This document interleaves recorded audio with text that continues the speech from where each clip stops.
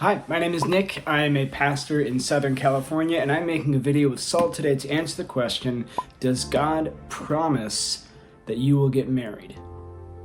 Now, the answer isn't as simple as yes or no. It hardly ever is. On one hand, I don't want to say absolutely yes, because clearly there are people who live and want to get married that don't get married that are Christian. But at the same time, I don't want to say no, and that's really what I want to get into. I want to get into why we should hesitate when we say God doesn't promise you marriage. Now, here's one of the base realities of just living as a Christian. Not everything we ask for and want will be given to us. The simple reason is not all the things we want are good. And so Jesus uses this analogy all of the time when he talks about parenting and he talks about God providing. The way we understand our own parenting, or maybe the parents we had or parents that we know, it works in a pretty analogous way. So for instance, the reason why we don't get all the things we want, and the reason being that they're not good things, is actually a good thing. Is imagine if you're walking through the grocery store with a child and you get them everything they want off the aisles. Now that child is happy for a moment, but that doesn't actually make you a good parent. Because knowing better than the child that you're caring for should actually make you say, no, you don't need all this sugar, you don't need all this junk food. That's actually going to be worse for you in the long run. That's actually going to be worse for you even the moment after you eat it. So that little piece of base wisdom taps into a much larger network of biblical wisdom, but let's understand this a little bit more. Why can't I say no completely? Well, one verse that's often cited when we're talking about this, and funny enough, all the time when people are talking about marriage and singleness and everything to do with it, is Psalm 37:4. Now let me turn here for a moment, but most of you remember Psalm 37:4 and know it, and maybe some of you have prayed it. It goes like this: delight yourself in the Lord, and he will give you the desires of your heart. Now, obviously, many of us have this desire to be married in our heart. We are single and we don't want to be single, we want to be married. And so we read this verse, and if you close the Bible there, you can walk away and you can say, well, that's excellent. So I'm delighting myself in the Lord and he'll give me the things that I want. Now here's where that gets kind of tricky. That is absolutely true, and some of you who are listening and many people in the world will want to get married and not get married. So which is it? Do I get the desires of my heart or do I not?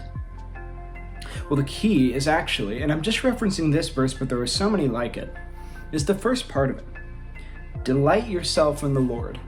Now, I'm going to be very careful here not to moralize this and just say, oh, well, your big problem in your life is just that you're not happy enough being a Christian, so go and be happy.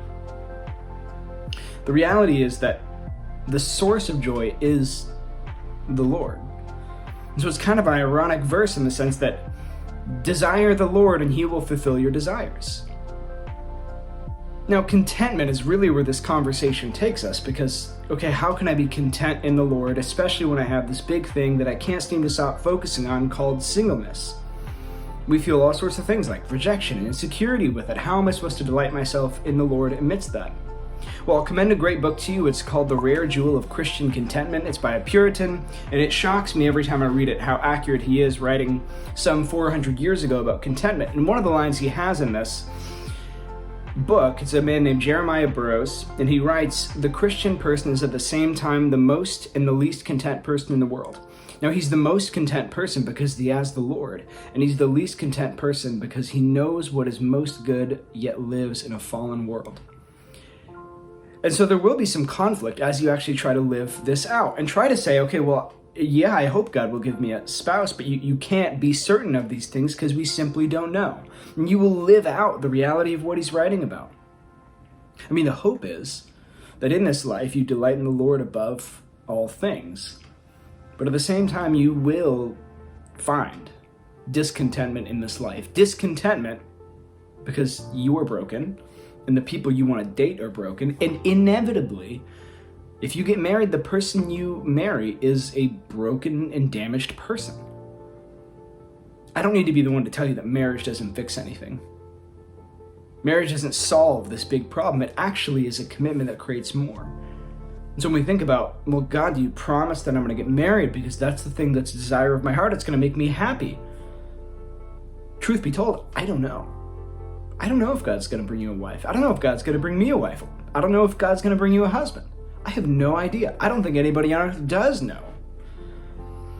But on that point, I actually think it's the wrong question. Now, it's not the wrong question in the sense that it's wrong to ask it. I mean, of course, we should be asking this question. If we all want to get married and we're all thinking about dating, it is right to ask, well, does God promise that this is going to happen?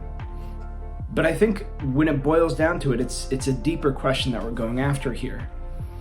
See, I think if we want to get to the heart of the matter, of contentment, of what God promised and what he doesn't promise, and without expunging the entire Bible and going through an entire theology of covenant and promise and blessing, I want to boil it down to this question. What I think we're really asking when we start to think about, does God promise that I'm going to get married? Does God promise me a spouse? And while we're at it, we can throw in, does God promise that I will be financially stable through my life? Does God promise that I will be safe throughout my life? Looking at history and reality, you say all these things are no, but that brings us to the point to say, well, there must be a deeper question there. One time I had a seminary professor, and he introduced this deeper question to me. He was talking to his kids about a age-old question, do dogs go to heaven? Will there be dogs in heaven when I die? Will my family dog be there? And you could try to open the entire Bible and answer that question, but he replied to his kids. He said, I don't think that's the right question. I think the real question is, will there be a hole in my heart when I get to heaven where my dog is supposed to go? Will there be a hole in my heart when I get to heaven where my family dog used to be? Let me tailor that for our discussion. Does God promise you a spouse on this earth? No. But the real question is this. Is God going to leave a hole in your heart in this life or the next that can only be filled with another person? No. Certainly not. You see, because that's the beginning of Psalm 37:4. Delight yourself in the Lord. You open and expound the gospel and the beauty of it, and you'll find that Jesus leaves us with everything that we need. Will there be a hole in our heart that can only be filled by another person being bound to them in a lifelong marriage? No. You see, to set it up in that way would mean that something else is really your savior. Something else is really filling you. But here's where I have to come back around. Not only can I not answer no to that question of, does God promise you'll get married? I also can't answer yes, but God does promise a marriage in your life. A marriage. Possibly not the one you're thinking of, possibly not the one you're imagining, but God does promise a marriage, that you will partake in a marriage. In fact, you probably already are partaking in this marriage.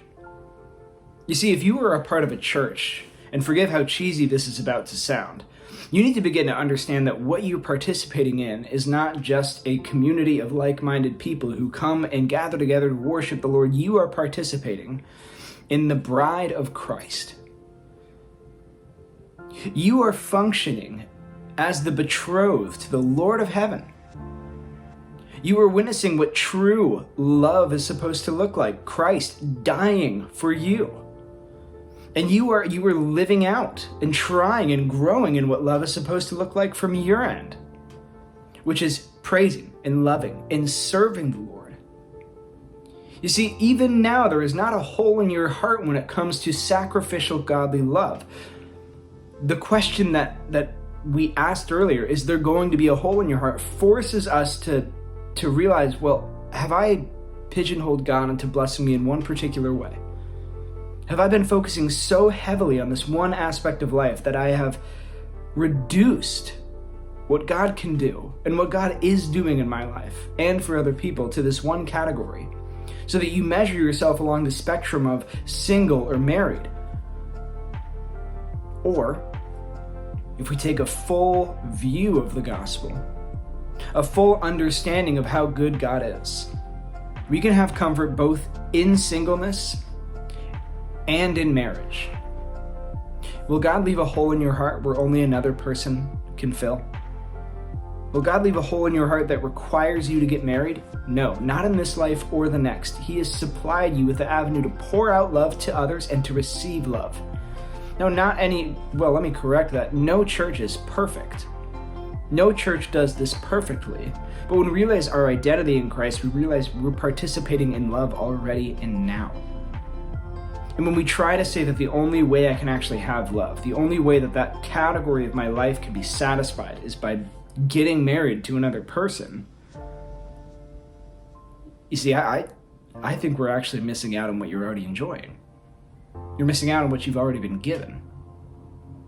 And yes, I really do think the love of Jesus is that good. It is that good when we fully understand, believe, and embrace it, that it actually makes us realize, well, I don't have to be married. That's not the one promise I'm clinging on to. All the while, in your struggle with singleness, or maybe you don't struggle, maybe this is a content place for you to be. All the while, you can be sure of this, that God hears you. God knows you. And even if you might feel like that kid in the grocery store who's picking things off the aisle and you can't seem to get your head around, well, why won't you give this to me? Why don't I have this? We have a God we can trust. We have a God who we know loves us. So that when you think about that, you can actually know that there is a reason. You might not see it yet. And it might be frustrating that God doesn't promise you, come to you individually and promise you that you will get married. I wish I could say that were the case for everyone. I wish I could say that he did. But does God promise marriage? I can't say no, and I can't say yes. Look, I can't say no because he does promise that you are a part of a marriage, and that marriage between Christ and his church is actually what gives you your entire life. But I also can't say yes completely, because one of the greatest lessons that Christ teaches us is how to abide in him through confusion. How to not require ourselves to be married in order to live a full life in Jesus Christ. So my hope with these words is that you can find contentment in it, that you can find peace in it, and that you can begin to see what God's promises for your life are, of life, of love, and of resurrection, and rest on those. And if he blesses you with a husband or a wife, that will be all the more cause to praise him.